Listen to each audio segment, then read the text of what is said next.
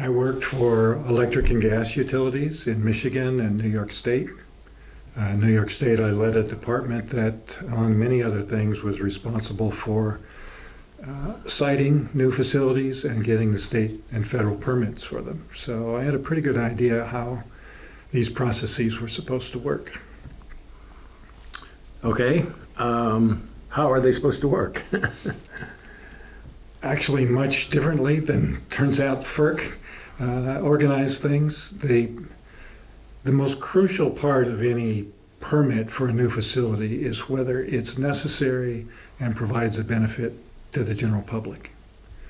And FERC issues a certificate that says that. It's a certificate of public convenience and necessity. The only difficulty is they don't really independently evaluate either one of those things. Who does do the evaluation? Anybody? No one. No one. Okay. So what did Dominion originally claim about the need for the ACP, and did they have anything supporting evidence for that claim other than that they're going to make a whole load of money off of this? Well, they never claimed that publicly, but that was certainly the purpose of the project.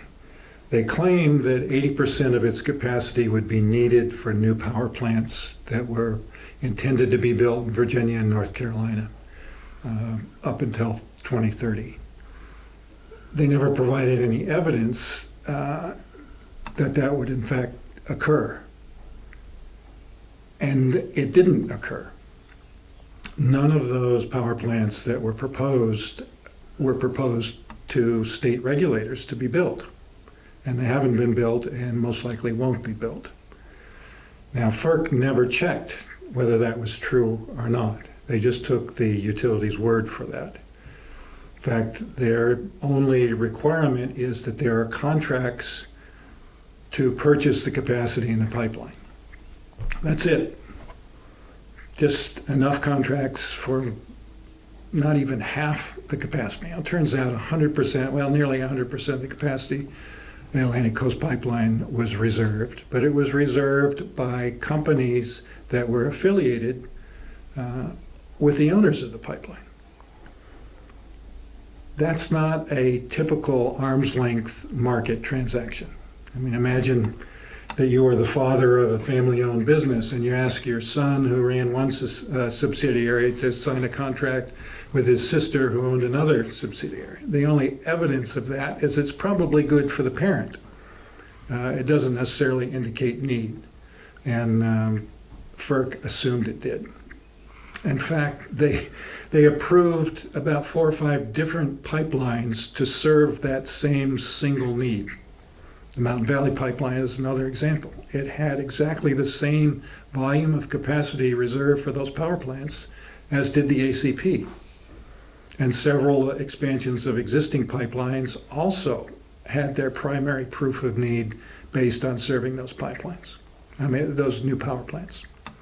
How many were there? New power plants. There were different size. Some were big and ran all the time, and others just ran during peak needs. So the numbers varied, but they were in the dozen or so facilities, new facilities, and 0 have even been proposed by either Dominion or Duke to their state regulators. So that's a dozen spread over Carolina and Virginia? In Virginia. Yeah, okay. I remember reading the proposal from Dominion to FERC, and at the very end of it, they said categorically, none of this gas is for export. And the more I looked at it, the more I thought, I think it must be. They must be thinking that. They must be thinking there's a market for this overseas where they can make some money. Was that your impression, or am I wrong? Dominion did say none was for export, and I don't think they intended it to be.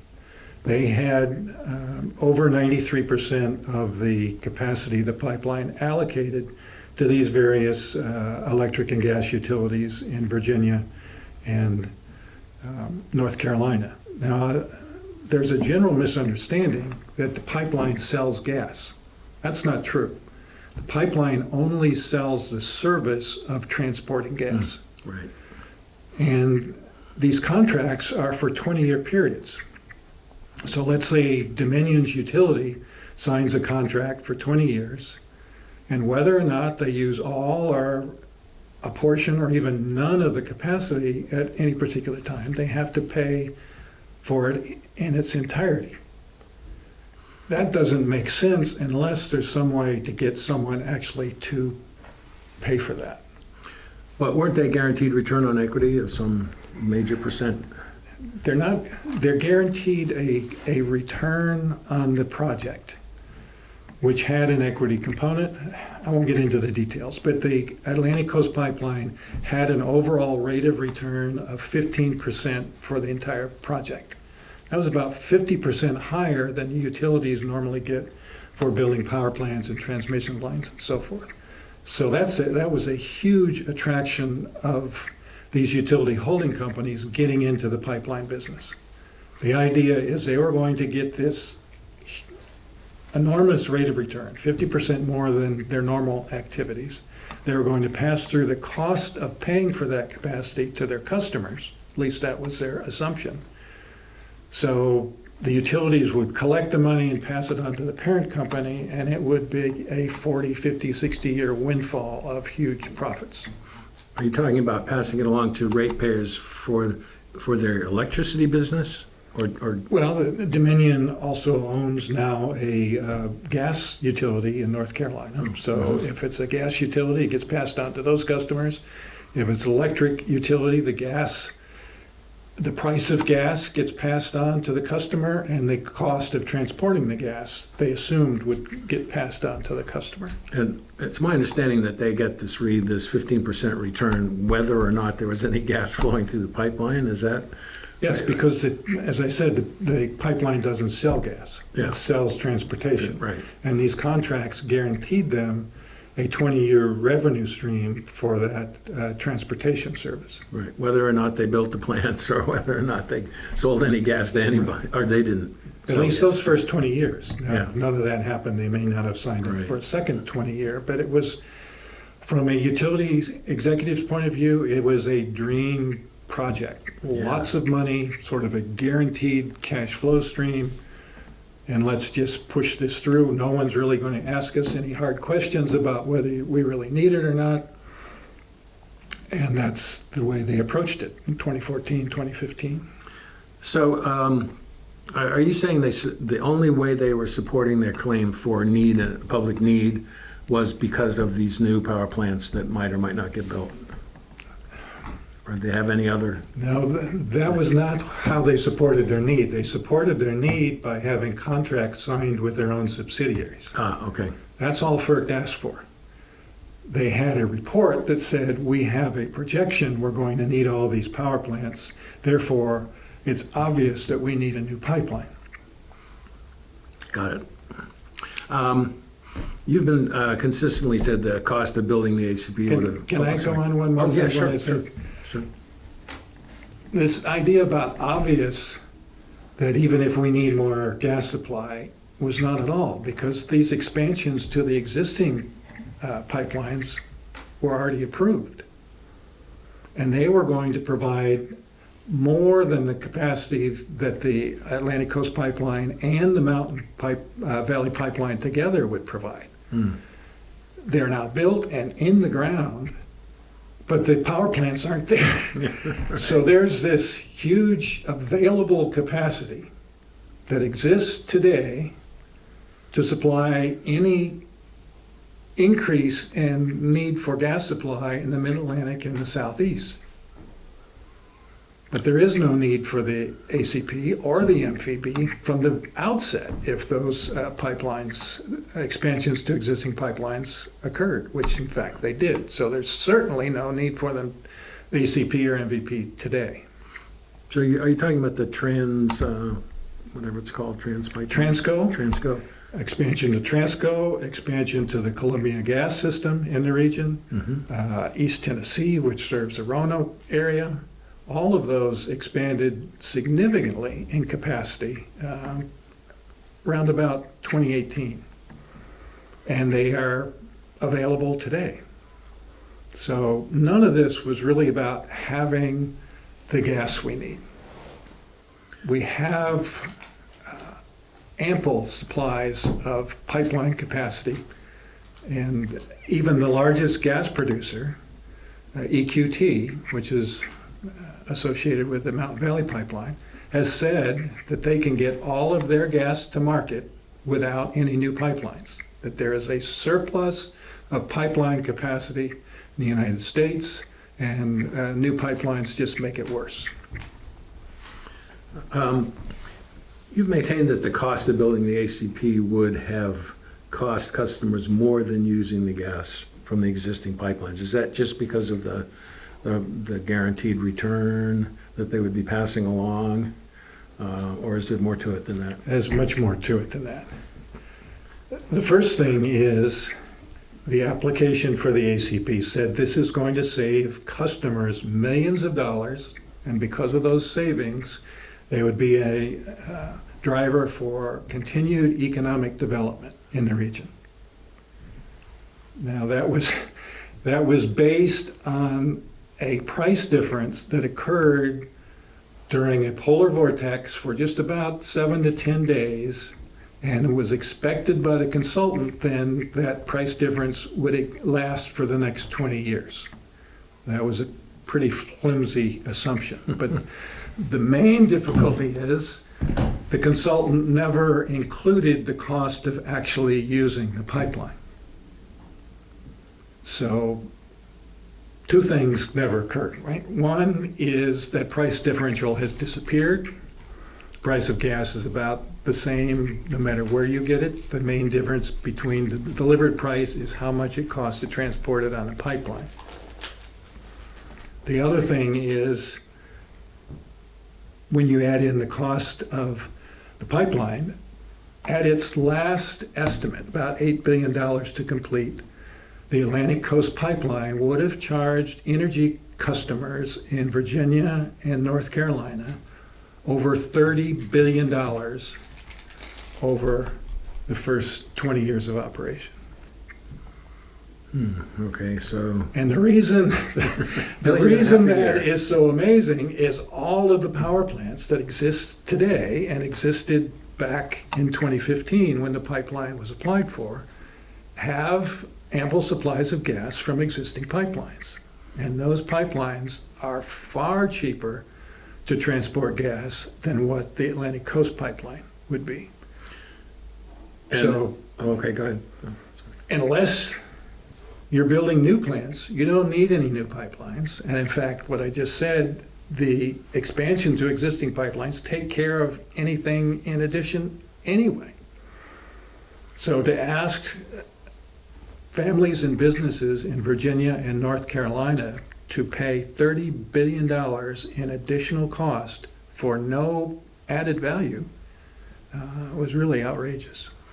Yeah, are these expansions that you're talking about that were happening in 2018, did Dominion know about them already in 2013 when they first put this thing together? Yes, they did, and they knew that they were adequate to supply their needs. Mm-hmm. But they claimed to FERC that these pipelines are all subscribed. Subscribed meaning someone else has made a reservation of that capacity. What they didn't tell FERC is those subscribers were all gas producers and gas marketing companies looking for customers like Dominion and Duke. So what's your take on the future of natural gas in this country? The U.S.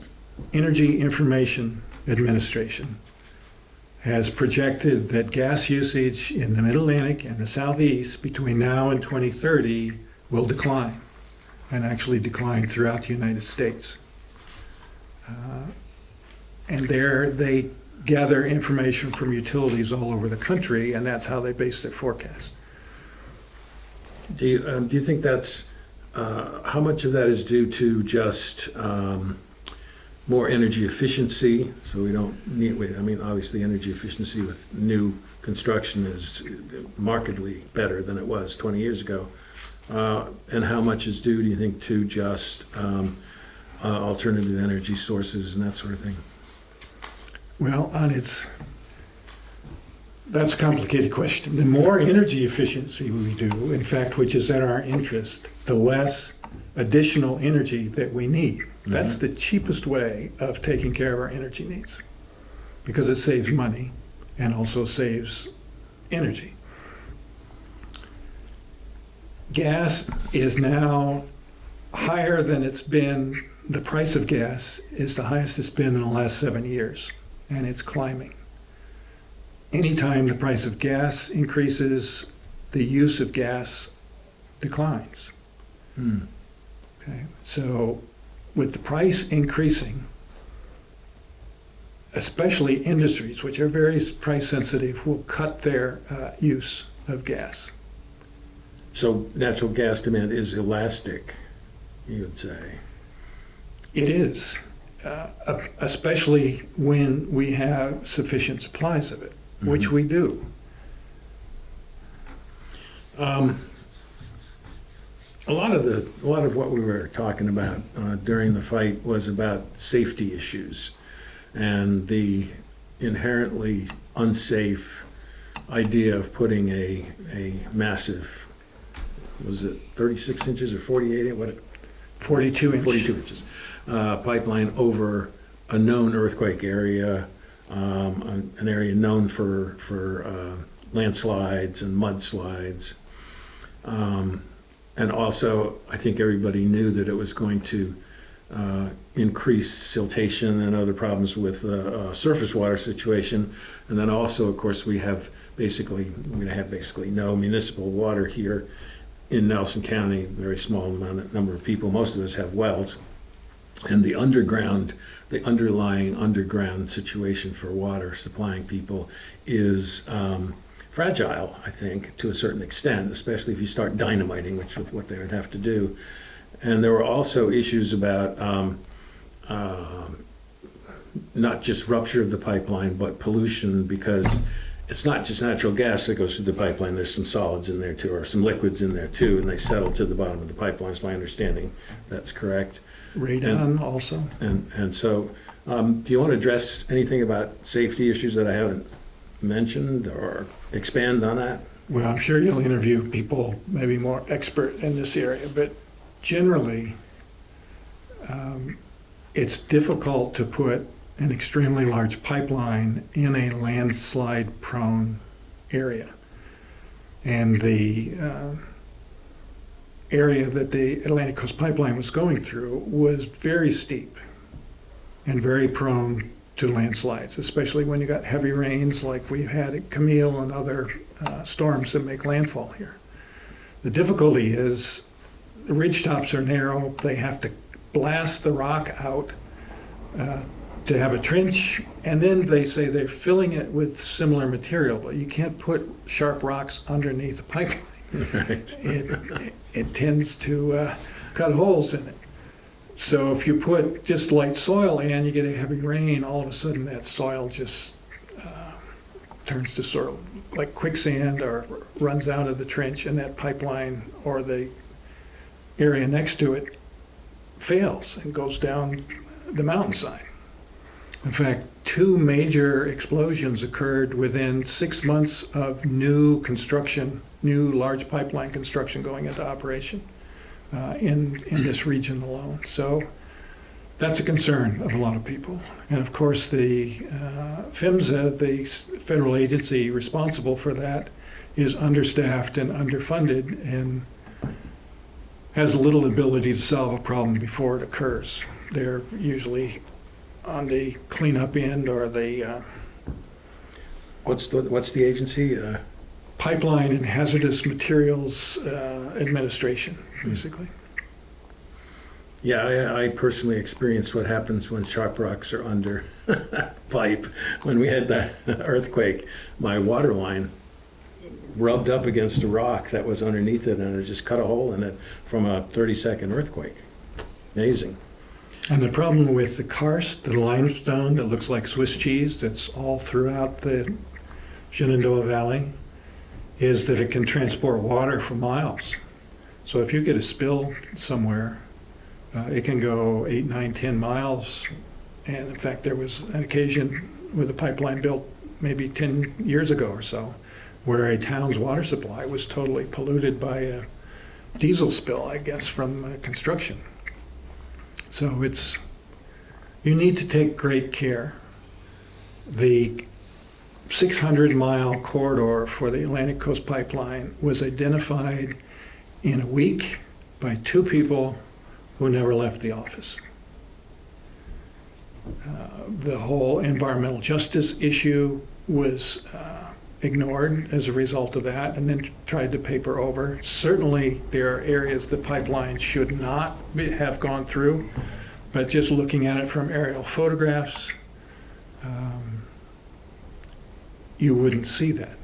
My experience with siting major utility projects is you spend months getting experts out, going on site, looking at the locations, doing surveys, doing studies before you come to a final location about the site. This project really was doomed just because they did an inadequate job of selecting the corridor and even determining whether it was needed.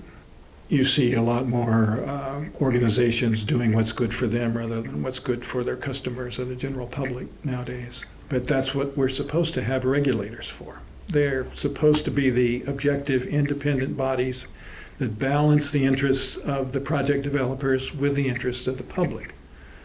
And that, to me, was the greatest failure of FERC's activity. They only said, not right now, to 2 pipelines out of over 400 in the last 20 years. More than twice the capacity, the peak capacity, United States gas usage was approved by FERC in the past 20 years, and that doesn't count all the pipelines that were already installed in the 20th century.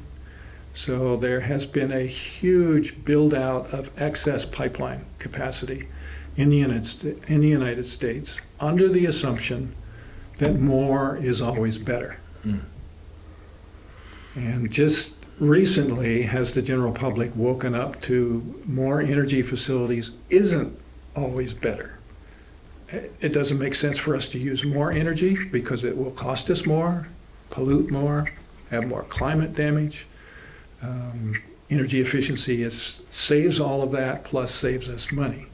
And that has so far been ignored by policymakers and regulators throughout the country. Is FERC primarily staffed by former energy company people? I don't know the basis, but typically, if you're regulating an industry, you should have some people who know that industry.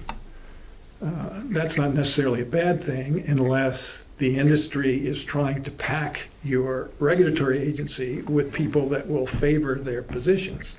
And we see that with the Food and Drug Administration, USDA, we see it all sorts of places, federal agencies that are actually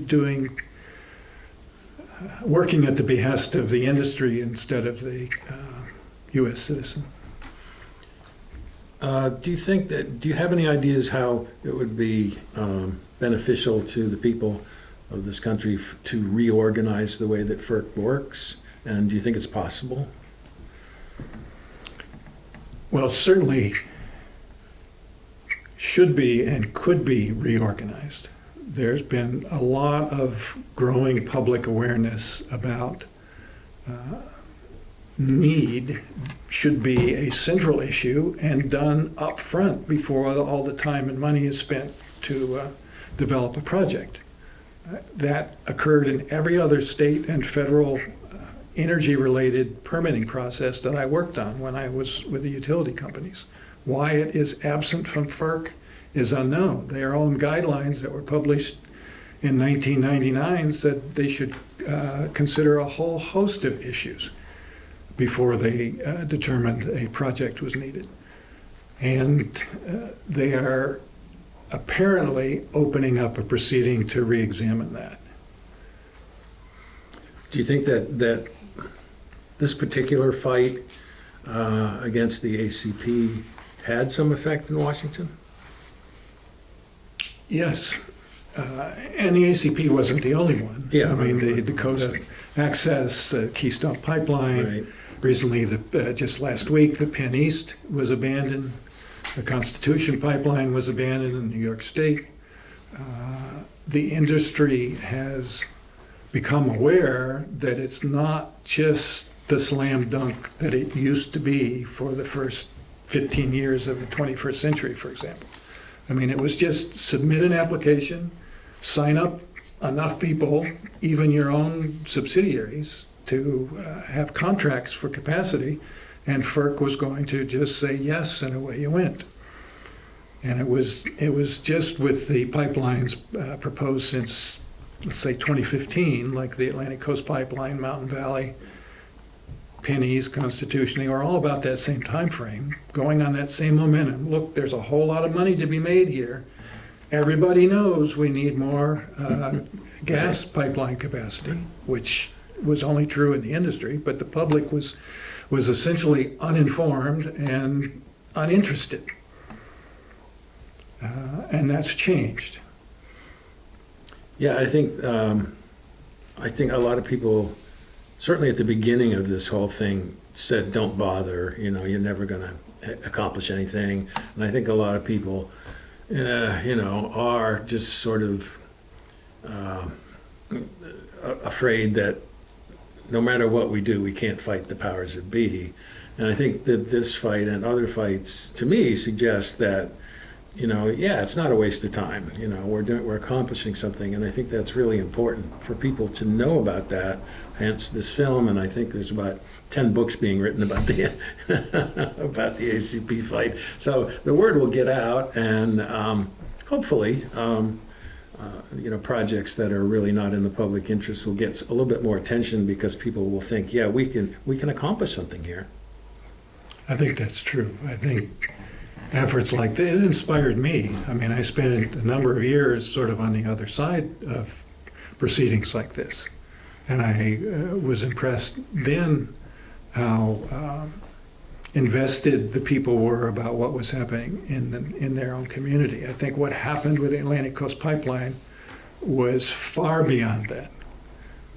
The expertise of people that were involved, I mean, we had professors, we had subject matter specialists in a whole host of areas, the hydrologists and so forth, lots of people interested in environmental issues in general, in their local communities, and they tied together with other organizations that represented the entire state and the entire region. And we were having meetings with representatives from North Carolina, Virginia, and West Virginia, trying to come up with a cohesive strategy as to how to make people more aware of the lack of need, the high cost, and the dangers of developing this project. And it took years to get that message across, and the people kept at it. I think that's the lesson for anyone trying. One is you're going to have perseverance. These proceedings are designed to wear you down. They're designed to give you a no, don't bother us anymore about this, it's going to happen anyway, which was the message that came from the ACP. This is a multi-billion-dollar organization behind this. They're going to get what they want. Just go home and don't worry about it. And the people weren't willing to take that as a satisfactory answer. And the effort spread. And little by little, the law firms were able to get permits overturned, to get delays in the process. And the reason for that, I mean, these were excellent lawyers that did the work. But the reason for it is the company's hubris, I would say, willing to take shortcuts to save time, save money, thinking that they're always going to get what they want. And it was those shortcuts that got those permits overturned. If they had followed administrative procedures and the law, courts would not have said, we're going to vacate the permit. Permits got vacated because of shoddy work. I think the first thing any of us knew about this was when the Daily Progress put a map of the proposed pipeline on their front page, and Ron saw it and said, wait a minute, that's my property it's going through. and that sort of kicked everything off. And then, I think we did have a certain amount of coordination between us and Augusta and Buckingham and Highland and some other counties. But basically, we made this up as we went along. It was a seat of the pants thing. So in retrospect, or in order to help people in the future, what would you say about how we did it and how we might have done it better? Well, I think some crucial ingredients were we live in an age of the internet and social media. If this had to be done by mail and telephone calls, it would have been a lot more difficult. But those tools exist now. People can make videos with their telephones and email them to friends, and they can forward them, and the word gets out much more quickly now than what was possible several decades ago. So that's the primary tool. What really helps when the Allegheny Blue Ridge Alliance was formed, which provided an umbrella for a variety of organizations, including Friends of Nelson and Friends of Augusta, all sorts of active, well-meaning groups. It gave a cohesiveness to the activities. Early on, there was a lot of small groups going out left, right, any direction that they were inclined to go, and sometimes it was counterproductive. The fact that these groups were willing to share information and work together on a common strategy, I think, made the whole effort much more effective. It also allowed the groups to pool resources, to hire consultants, make films. I mean, the mapping program that was done by the team at ABRA was far better than any tool that the industry or the regulators were able to come up with. It was amazing. It should be a starting point for regulatory information sharing going forward. Whether it will or not is another question, but information is at the core of these projects. In fact, that's been a strategy of the developers, is to be as confusing, as partially complete, and as late as possible in providing information. And because the regulators were always willing to let them get away with it. And by doing that, bad decisions were made. But they were good decisions for the developers. That we got to do our project. It didn't take us this long because we didn't have to fool with actually disclosing accurate information. That should change. The public should demand it should change. Our air, land, and waters are at stake, as our local communities. And our energy companies, energy is important. We all rely on it nowadays. But that doesn't mean we shouldn't develop our sources of energies in the most responsible way possible. So I don't really know the history of ABRA, but are you saying that it grew out of the anti-pipeline movement? Well, it became an umbrella organization for 53 different local organizations. Yeah, good. And disseminated it. People would send information in, and they would then send information out to everyone. And it was a way of helping people become more fully informed. I think Ron has an idea for a project whereby we bring a lot of these groups more together, more communicating with each other. Is that fair to say? Yes. And that's been the secret for the Dakota Access Pipeline. For example, Jane Cleve came to this community. Mm-hmm. Ponca corn was planted right in Stewart's Draft and right on the pipeline corridor. And the pipeline is not going through that area right now. So there are thousands of contributors to the success of this effort. And the more they can sort of share information, celebrate each other's success, join together to increase the resources and the visibility of the concern of the citizens. You know, if just 5 or 6 people show up to something, policymakers tend to disregard that. When hundreds of people show up for something, it's a different story. Well, I think that covers the questions I have. Anybody want to chime in with something? Could you go back to the beginning, tell us how you first heard about the pipeline, first heard about Friends of Nelson, any kind of a date frame, and how did you make contact with people in these opposition groups? Okay, sure. It would have been about summer of 2015, just before the application for the pipeline was coming in. Some people in Waynesboro knew that I had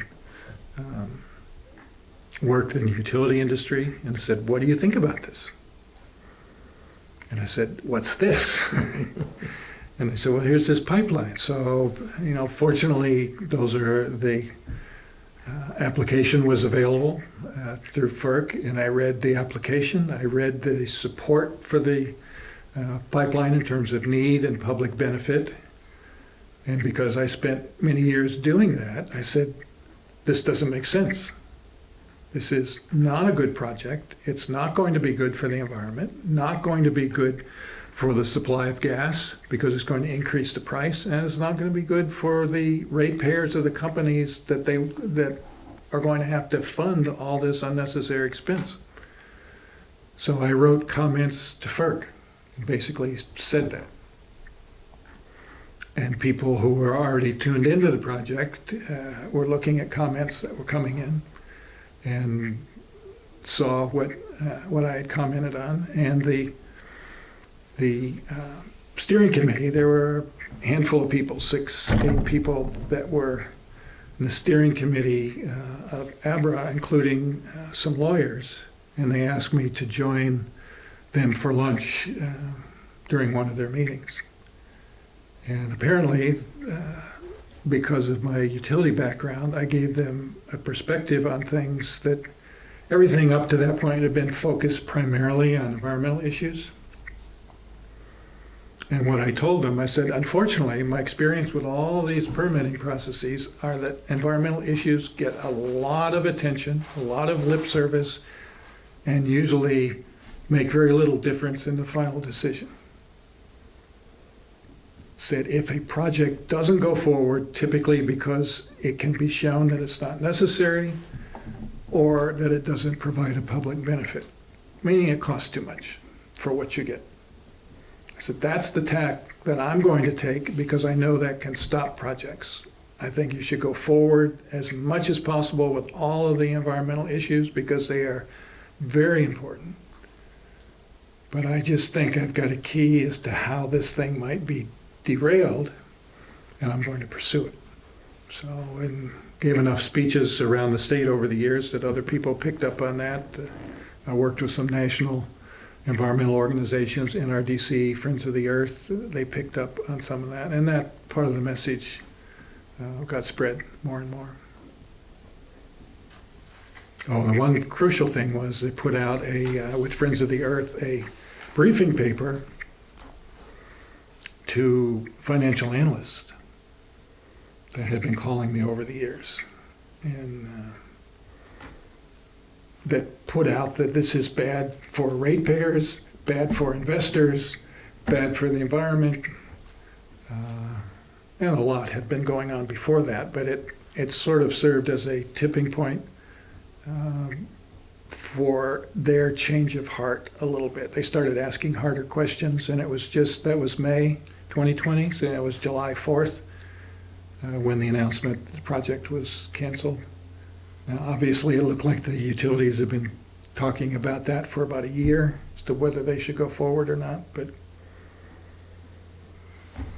anyway, that was a long-winded answer to your question, but it was lots of different things. I couldn't really date when I first heard of your work and your comments. But I know I was working almost full-time organizing against the pipelines. And to me, it gave me a feeling of justification. I mean, there's more reason this is a bad deal. Right. And it wasn't just we're opposed because it's our property, but we're opposed because it's a bad deal. And so you provided the inspiration to keep me going. I appreciate that. My main focus was for people on the fence and people who already thought the pipeline was a good idea because they believed what the utility was telling them in all of their public relations campaign. And I thought it would be hard for the general populace to make an honest decision about this until they had the rest of the story. If you're hearing this is going to save you money, we absolutely need this, your lights are going to go off if you don't have it. Jobs. The person down in Richmond is going to say, well, I believe Dominion. Why shouldn't I believe Dominion?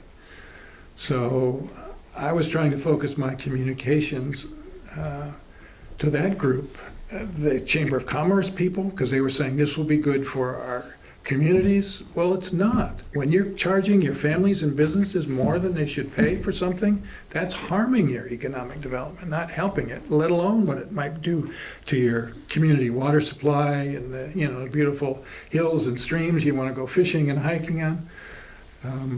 So I was trying to get the rest of the story out to people who didn't seem to have an interest and were quick to criticize the tree huggers who didn't want it in their backyard. So that's where I was aiming. But I ended up talking mostly to Sierra Club chapters around the state who are already convinced, but it did sort of give them an extra set of arguments to talk to their neighbors about.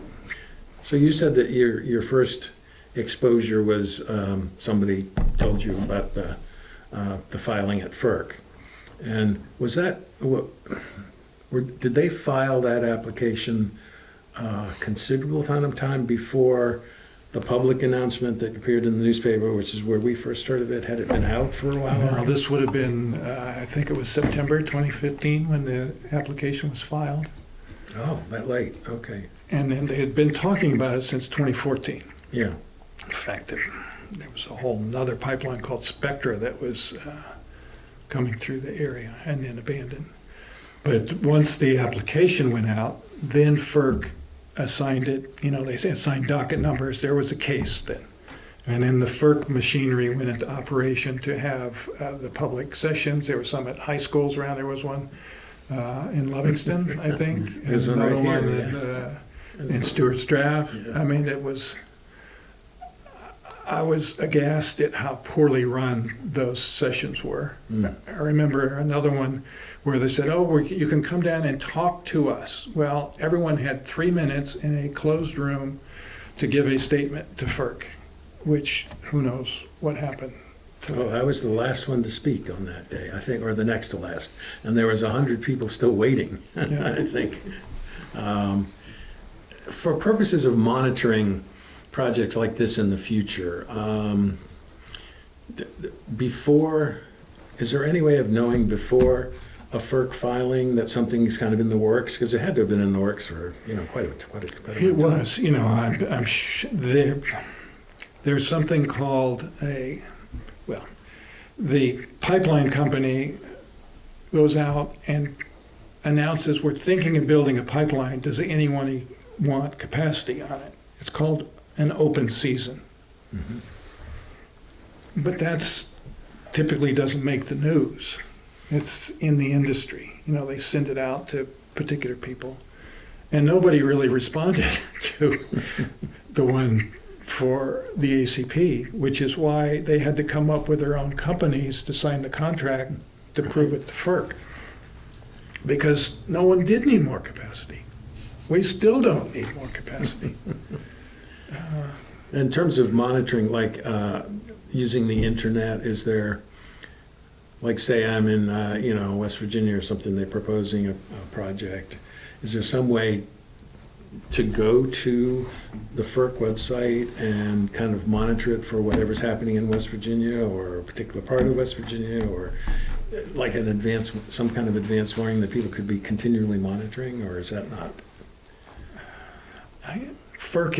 has been asked to improve their whole public interaction, their information, especially with property owners. I mean, so many innocent property owners were just deluged with, landsmen, the surveyors and the people trying to get easements signed and so forth, and they knew nothing about this. They knew nothing about their rights. Yeah. And the groups did a great deal to inform people in an important way. But often it was too late. People had already signed easements because, one, they were getting offered money. Two, they were afraid that they weren't going to have any choice, so they might as well take what they could get. But until there's a docket, an actual number assigned to an application, there's no easy way to search the FERC database. Okay, yeah, that's what I was wondering. So now once you have that, you can search it, but then the second problem is you're buried with thousands of different submittals and you can't really tell from the little tagline what's what. So the docket number doesn't have a title that... well, it does. It'll say like Atlantic Coast Pipeline. Okay, but it doesn't say where it is or anything. No. So you have to dig for that. Okay. But by then, a company's already invested a lot of money, decided where they want it, although early on the ACP had a lot of variations around wintergreen, for example. There was, and it was going through Highland County, and then some endangered species took that more into Bath. So it does change along the way. But from a company's, to me, from a responsible energy company, what we used to do is if we were building a power plant, for example, we surveyed the entire state and used all of these conditions, like we're not going to put it in a national park or a state park. It's got to be near water for cooling. It's got to do this. It can't be here. And that was a very elaborate process. That didn't happen with the Atlantic Coast Pipeline. Right. They should have said, don't put it through national forests if you could avoid it. They didn't do that. They figured, well, we can ramrod it through the national forest. It shouldn't cross the Appalachian Trail. That would have been a little hard to avoid that coming from West Virginia into Virginia, but they should have known that there were hurdles. Yeah. You at least say, this is going to be tough. We should make sure that whatever we do here should be as minimal as possible. And let's change the route accordingly, even if it has to be a little longer. Well, they didn't really do that. They said, for example, Buckingham, look, we can buy one piece of property to put a compressor station on and not have to negotiate with anybody else. Who cares that it's not zoned properly? Well, we'll tell the supervisors that we're a utility, which we're not, so we can get the utility exemption. Supervisor says, yeah, we want your tax base. We'll give you a utility exemption. Then when they filed for the air quality permit for that compressor site, they said, we are not a utility. We should not be governed by the utility air quality regulations. What did they say they are? Whatever was most convenient at the time.